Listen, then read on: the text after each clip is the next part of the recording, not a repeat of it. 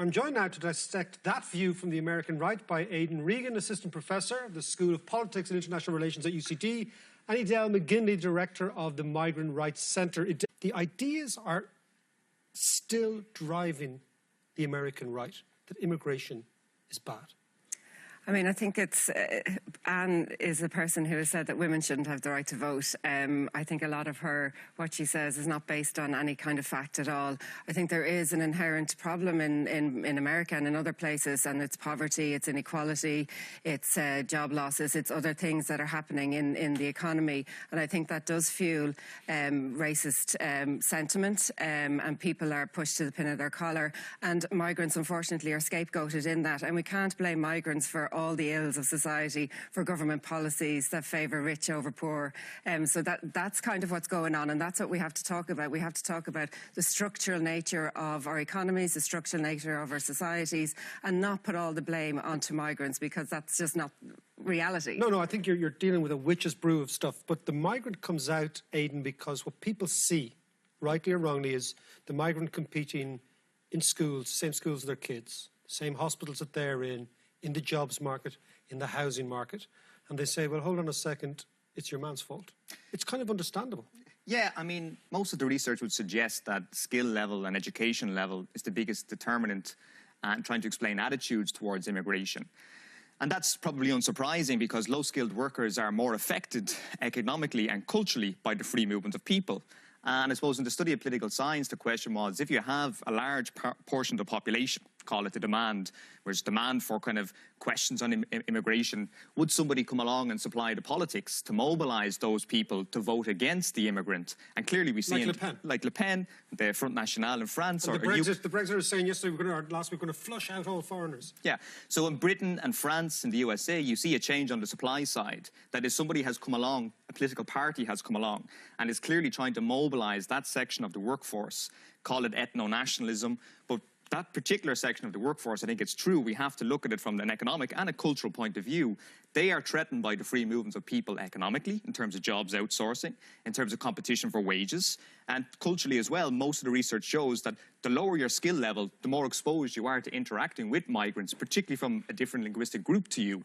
High-skilled workers are not exposed to immigration. They're not threatened by immigration, both economically and culturally. So I think there's a real cleavage opening up in society. So, Edel, it's a class issue. I mean, there is maybe a class issue, but the majority of migrants who come to Ireland, particularly, would have third-level education. They are concentrated in lower-paid jobs, and I suppose there is a problem, particularly in Ireland. We're a low-wage economy. Every 1 in 5 people are in low-paid jobs. So we do have a problem in terms of how our economy is and where people are concentrated, particularly in migration. But I think there's something we need to talk about as well, is the need for migration now and into the future. We've returned to net migration here in Ireland. We have ageing populations, both here in Ireland and across Europe. And we're not talking about that. We need migration. We need migrations for our economies, for our societies. And our economies thrive because of that. But isn't this the interesting thing? Because the economics says, no, logically you should do this, economics, but then you come to this cultural point that is rarely mentioned in Ireland. Okay, and this is what happened in Brexit. The older Brexiters voted to leave, largely due to immigration. They understood the economic arguments, but culturally they said we have enough. Yes, I mean, so if you have globalisation of trade, production, finance and people, there's different ways that can go. The free movement of people has social and political consequences. It impacts upon domestic politics.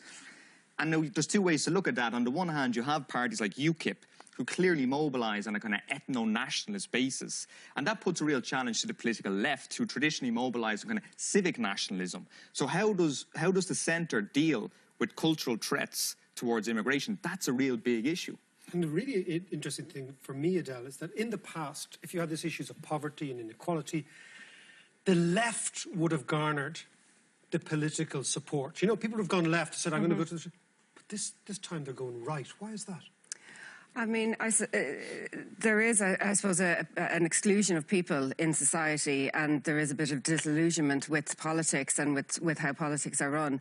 And I think our institutions, particularly, how people participate in society, are eroding. So I think people do kind of turn to whatever they see is up there in lights, and I think that is fair enough in some degree.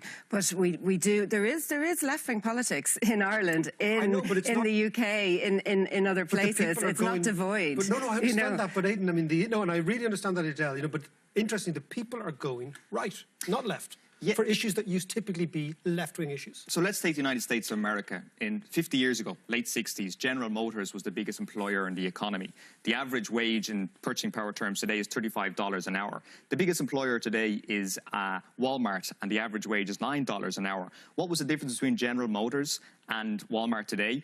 General Motors had a big trade union behind it. So collectivities, identities were bound up very much in kind of, you were a member of the Social Democrats, you were a member of a trade union. Those collectivities are gone now. So therefore, the space is much more open. The cleavage structures are much more open, and therefore the far right can mobilise people on those nationalist-based questions.